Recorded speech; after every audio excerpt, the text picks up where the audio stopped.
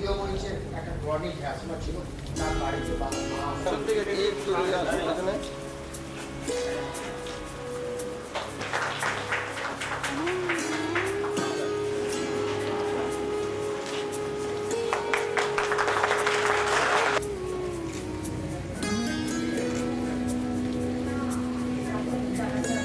Accounts officer Ashok Das মহাশয় এসেছেন।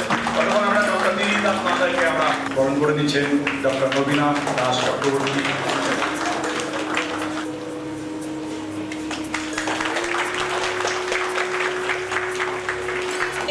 Deputy বন সাহেবকে, ডক্টর ত্রিদীপ দাস মহোদয়কে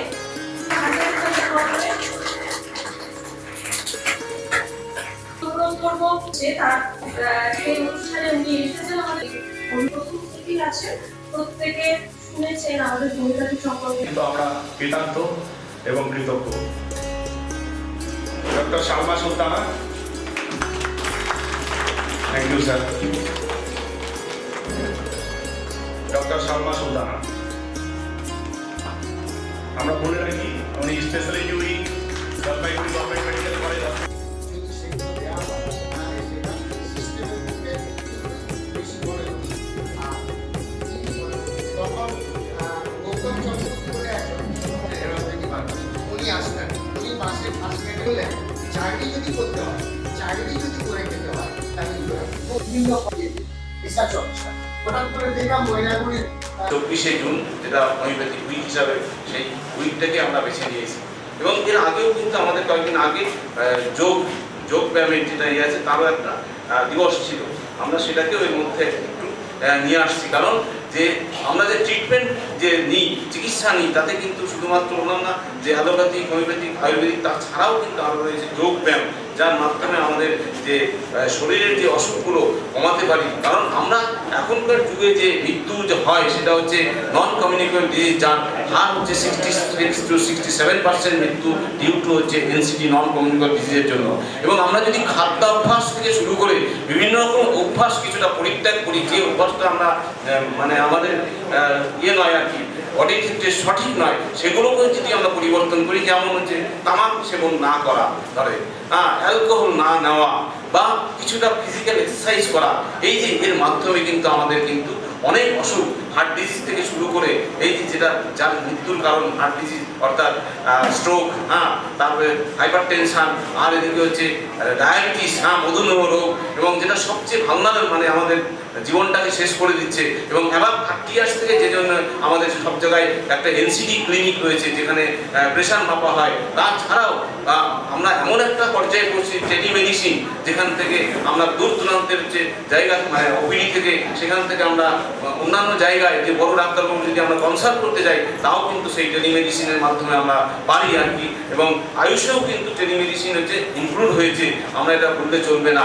সেই জন্যই বলবো যে সবাইকেই বলবো যে আমরা যাতে এই প্রচারের ইয়েতে সামিল হই। আমরা আজকে জেনে গেলাম, আমি আরেকজনকে জানালাম, that is the interpersonal communication.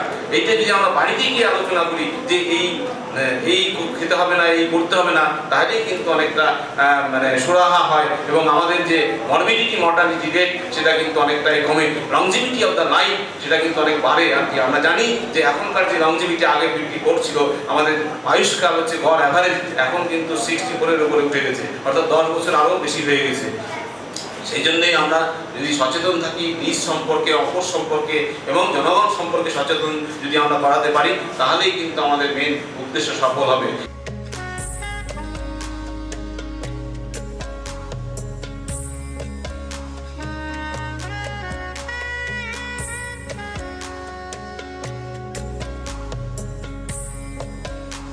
সত্যি আমাদের জেলার ক্ষেত্রে খুবই মঙ্গলময় এবং খুবই একটা সুবর্ণ সুযোগ।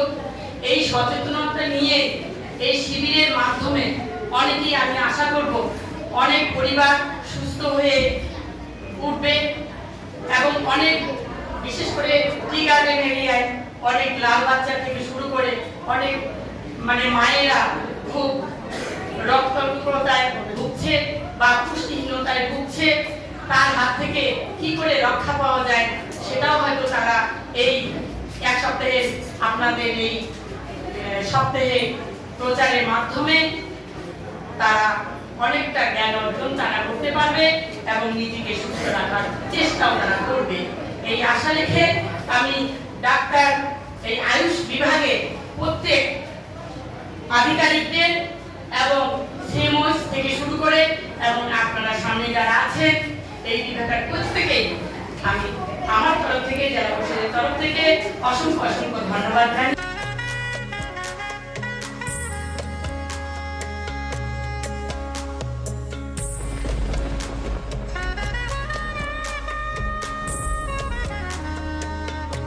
আমি যদিও মডার্ন মেডিসিনের লোক, কিন্তু হোমিওপ্যাথি অ্যালোপ্যাথি এরকম বলে আলাদা কিছু হয় না। সাবজেক্টটাকে ভালো করে শিখতে হবে এবং সাবজেক্ট গভীরে যেতে হবে, এবং সেটা যেতে পারলেই বহু ক্রনিক ডিজিজ কিন্তু হোমিওপ্যাথি মেডিসিন থেকে ট্রিটমেন্ট করে সুস্থ করা অনেক সহজ এবং সম্ভবপর। সেই দিকে নজর রাখতে পারলে আমাদের দেশের লোকজন উপকৃত হবেন, এবং আমার যারা নতুন আগামী ছাত্রছাত্রীদের কাছে এটা হলো তারা যেন সাবজেক্টটাকে শেখার চেষ্টা করে ভালো করে গভীরভাবে। কিন্তু আমি বিশ্বাস করি যে ক্রনিক ডিজিজের ক্ষেত্রে অনেক ক্ষেত্রেই যেটা আমরা মডার্ন মেডিসিন থেকে হয়তো পাচ্ছি না ঠিকঠাক করতে, বা অনেকদিন ওষুধ খেতে হচ্ছে, সেটা হয়তো হোমিওপ্যাথি মেডিসিন অনেক ক্ষেত্রেই সফলতার সঙ্গে এটাকে সম্পাদন করছে। তবে সেই সফলতার হারটা বাড়ানো এবং সব রোগীর ক্ষেত্রেই যাতে হয় সে বিষয়ে লক্ষ্য রাখার জন্য ছাত্রদের আরও ওয়াকিবহাল হতে হবে এবং এই সাবজেক্টটাকে আরও এক্সপানশন দরকার, বৃহত্তর করা দরকার আছে।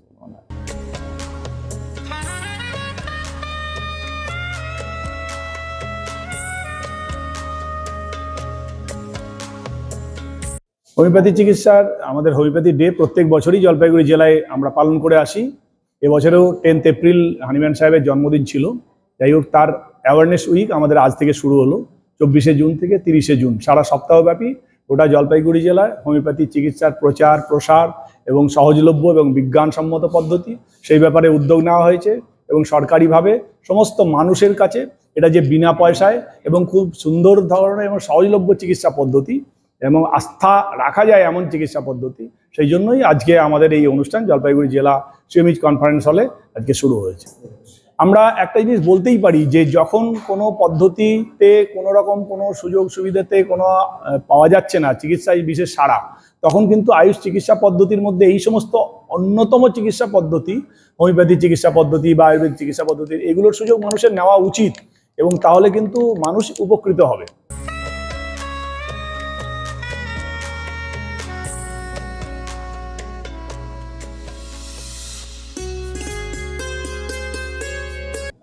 এখানে একটা হোমিওপ্যাথি আউটডোর রয়েছে, সেটার নাম হচ্ছে যে হোমিওপ্যাথি উইং। উইং নামেই এটা পরিচিত। এর বিশেষত হচ্ছে যে এখানে আউটডোর তো থাকবেই, কিন্তু বিগত দিনে মানে অতীতে এখানে এটাকে ইনডোর আকারে পরিকল্পনা করা হয়েছিল, যে 5টা মেল বেড এবং 5টা ফিমেল বেড এই ইনডোর ফেসিলিটিস এখানে থাকবে, যেগুলো স্টেট হোমিওপ্যাথিক ডিসপেন্সারি রয়েছে SHD বলে, যেগুলো ইভেন আয়ুর্বেদিক আউটডোর গুলোতেও প্রত্যেক জায়গায় কিন্তু পেশেন্ট ফুটফল, পেশেন্ট অ্যাটেন্ডিং যে নাম্বার পেশেন্ট সেটা কিন্তু উত্তরোত্তর বাড়ছে, এবং তার মধ্যে কয়েকটা ওপিডিতে আউটডোরে কিন্তু পেশেন্ট সংখ্যা প্রশংসনীয়, মানে তুলনামূলকভাবে অনেক বেড়েছে।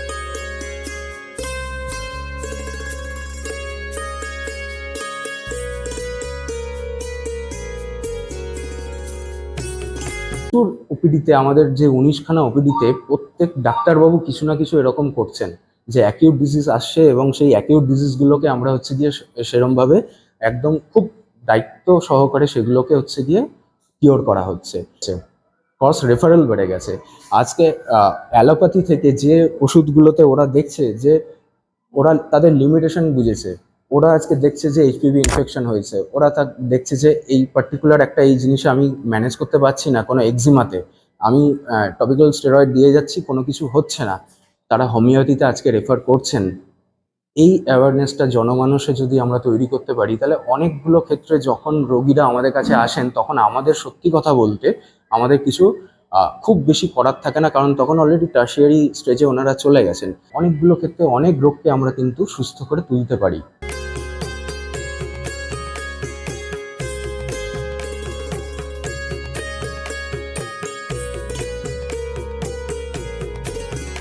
এখন কেন্দ্রীয় সরকার এবং রাজ্য সরকারের যে উদ্যোগে যে আয়ুষের যে গতি, যে গতিতে উন্নতি হচ্ছে, হ্যাঁ, এটা সবচেয়ে প্রশংসনীয়।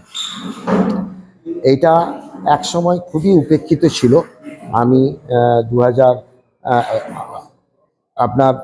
2017 সালে রিটায়ার করি। তার আগে কর্মজীবন শুরু করেছি সরকারি হোমিওপ্যাথি মেডিকেল অফিসার হিসাবে 1987 সাল থেকে। তো তখন যে অবস্থাটা ছিল, এখন সেই অবস্থাটা অনেক পাল্টেছে। তখন যেটা হোমিওপ্যাথি ছিল সেটা শুধুমাত্র, আমি যেটা ডায়াসেও বললাম, যে এটা ছিল কয়েকটা আর্নিকা এবং নাক্স ভূমিকা আর থুজার উপরে ভিত্তি করে। এখন সেই জায়গাটাই আর নেই। এক নম্বর হচ্ছে ব্যয়, এর দ্বিতীয় নম্বর হচ্ছে প্রচণ্ড কম খরচে এর চিকিৎসা করা যায়। আর দ্বিতীয় নম্বর হচ্ছে যে এইটা সিমটোমেটিক, যে সিমটমসটা এর কাছে প্রায়োরিটি এই সিস্টেমে। তো সিস্টেমটা থাকলে যে ব্যাপক ইনভেস্টিগেশনের যুগ এসেছে, সেই ইনভেস্টিগেশনটাকে কিছুটা হলেও অ্যাভয়েড করা যায় হোমিওপ্যাথিতে। আর 3 হচ্ছে এর কোনো এই সিস্টেম যে একটা রোগের জন্য যখন দেয়া হবে, যখন তার টোটালিটি বিচার করে দেয়া হবে, সে কিন্তু অন্য রোগকেও ভালো করে দেবে এবং তার সঙ্গে তার ইমিউন সিস্টেমটাকে ভালো রাখবে।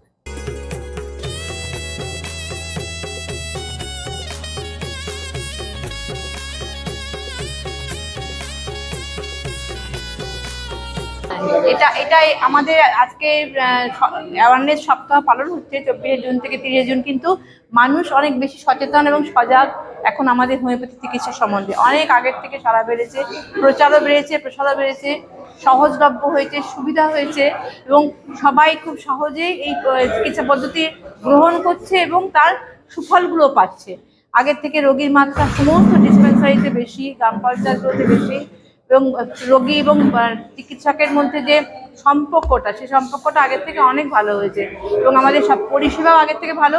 এছাড়া আমাদের অনেক অনেক উন্নত হয়েছে আগের থেকে এবং প্রত্যেকেই এই সুফল পাচ্ছে এবং সবাইকে সজাগ করতে চাচ্ছি বিভিন্ন জায়গায় সবাই এই পদ্ধতিতে, চিকিৎসা পদ্ধতিতে আসুন। কারণ অ্যালোপ্যাথি চিকিৎসাতেও আছে, কিন্তু তার থেকে অনেক কম খরচে অনেকে সুযোগ পাচ্ছে এবং আমাদের বিনে পয়সায়। আমাদের এখানে সরকারি প্রচুর সুযোগ সুবিধা হচ্ছে, যারা একদম বিনে পয়সায় বিনা চিকিৎসা চিকিৎসা দিতে পারছে।